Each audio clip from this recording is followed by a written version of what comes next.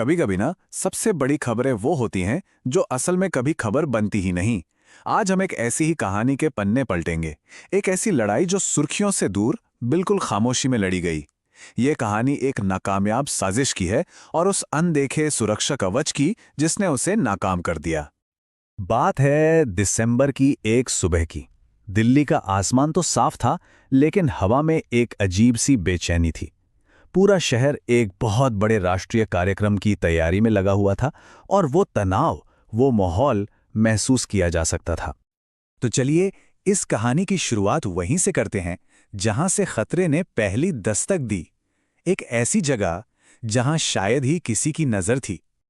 देखिए, अगले ही दिन प्रधानमंत्री का एक बहुत बड़ा भाषण होना था। पूरा शहर मतलब चप्पा चप्पा सुरक्षा के घेरे में था। सड़कें, गेट्स, ऊंची इमारतें, सब कुछ। लेकिन असली खतरा अक्सर वहीं होता है जहां कैमरे नहीं होते। और यह खतरा भी एक बिल्कुल आम से दिखने वाले अपार्टमेंट की चार दीवारी के पीछे चुपचाप सांस ले रहा था। तो सवाल ये उठता है कि ये खतरा पकड़ में आया कैसे? किसी पुलिस गश्त से नहीं, किसी छापे से भी नहीं, बल्कि एक स्क्रीन पर टिमटिमाते एक छोटे से, बहुत ही छोटे से सिग्नल से।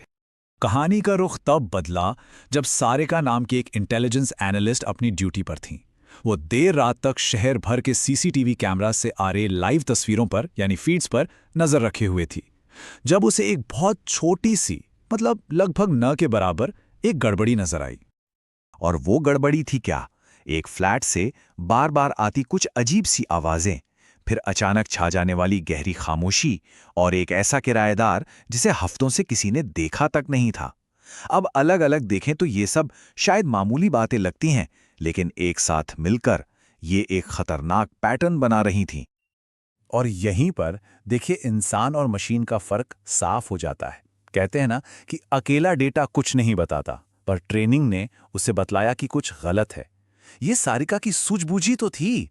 उसकी जो सालों की ट्रेनिंग थी ना, उसी ने इन बेजान डॉट्स को जोड़ा और खतरे की पहली घंटी बजा दी। सारिका का वो एक डिजिटल फ्लैग एक चिंगारी जैसा था। एक ऐसी चिंगारी जिसने जमीन पर एक पूरी इन्वेस्टिगेशन की आग लगा दी। अब वक्त था इन बिखरी हुई कड़ियों को जोड़ने का।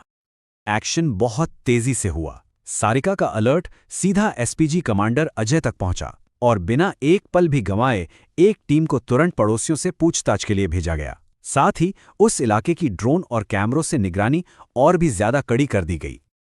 और इसी दौरान टेक्नोलॉजी को इंसानी आंखों का साथ मिला।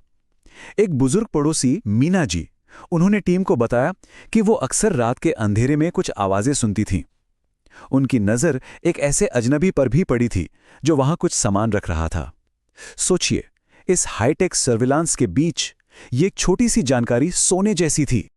जब सारी जानकारियों को एक साथ रखा गया ना, तो तस्वीर बिल्कुल साफ हो गई। पहला, असली किराएदार हफ्तों से गायब था। दूसरा, फ्लैट बाहर से वीरान दिखता था। और तीसरा और सबसे बड़ी बात, उसका ताला नहीं बदला गया था। ये एक साफ इशारा था कि फ्लैट का इस्तेमाल कोई और किसी गलत मकसद के लिए कर रहा है। अब कहानी अपने सबसे नाजुक मोड़ पर आ चुकी थी। टीम के पास लोकेशन थी, शक भी पक्का हो चुका था। अब बस ये देखना था कि उस बंद दरवाजे के पीछे आखिर है क्या। पुख्ता सबूतों के साथ एसपीजी टीम ने अंदर जाने का फैसला किया। लेकिन ये कोई फिल्मी दरवाजा तोड़ने वाला सीन नहीं था। नहीं, ऑपरेशन को बेहद खामोशी और सावधानी से अंजाम दिया गया, ताकि अगर कोई और भी इस साजिश का हिस्सा हो तो उसे भनक तक न लगे। अंदर फ्लैट खाली था, लेकिन अनुभवी आंखों को वो दिख गया जो एक आम नजर से चूक जाता। उन्हें वहां मिला एक टाइम सेंसिटिव सेटअप। मतलब कुछ ऐसी साधारण दिखने वाली चीजें जिन्हें इस तरह से रखा गया था कि वो एक तय वक्त पर या खास हालात में एक बेहद खतरनाक हथियार बन सकती थीं। इस खोज के बाद तो जैसे वक्त के साथ एक रेस शुरू हो गई। कुछ ही घंटों में यह खबर मीडिया तक पहुंच गई। आनन फानन में भाषण से ठीक पहले वाली रात प्रधानमंत्री का मंच एक ज्यादा सुरक्षित जगह पर शिफ्ट कर दिया गया। उसी शाम भागा हुआ संदिग्ध भी पकड़ लिया गया और अगले दिन प्रधानमंत्री ने अपना भाषण पूरी सुरक्षा के बीच दिया। पर यह कहानी सिर्फ एक नाकाम साजिश की नहीं है। ये कहानी है उस अनदेखे सुरक्षा कवच की जो हम सबको घेरे हुए है। पर सवाल यह है कि ये कवच आखिर बना किससे है? अगले दिन जब पूरा देश प्रधानमंत्री को सुन रहा था, तालियां बजा रहा था, तब शायद किसी को इस बात का अंदाजा तक नहीं था कि उनकी सुरक्षा के पीछे एक खामोश जीत छिपी है। एक ऐसी जीत जिसका कोई जश्न नहीं मना, जिसके लिए कोई मेडल नहीं दिया गया। और ये जीत हमें सुरक्षा के दो सबसे जरूरी स्तंभों की याद दिलाती है। एक तरफ है व्यावसायिक शक्ति, यानी हमारे सुरक्षा बलों की ट्रेनिंग, उनका अनुशासन और संगठित कार्रवाई। और दूसरी तरफ है नागरिक शक्ति, आम लोगों की जागरूकता, उनकी हिम्मत और ये एहसास कि सुरक्षा हम सबकी जिम्मेदारी है। इस नागरिक शक्ति की सबसे खूबसूरत मिसाल मीना जी के शब्दों में मिलती है। जब बाद में सारिका उनसे मिली तो उन्होंने बस मुस्कुराकर कहा, हमारी छोटी छोटी बातें भी कभी-कभी बड़ी चीजें बदल देती हैं। कितनी सरल लेकिन कितनी गहरी बात है ये। तो ये कहानी हमें एक बहुत जरूरी सवाल के साथ छोड़ जाती है।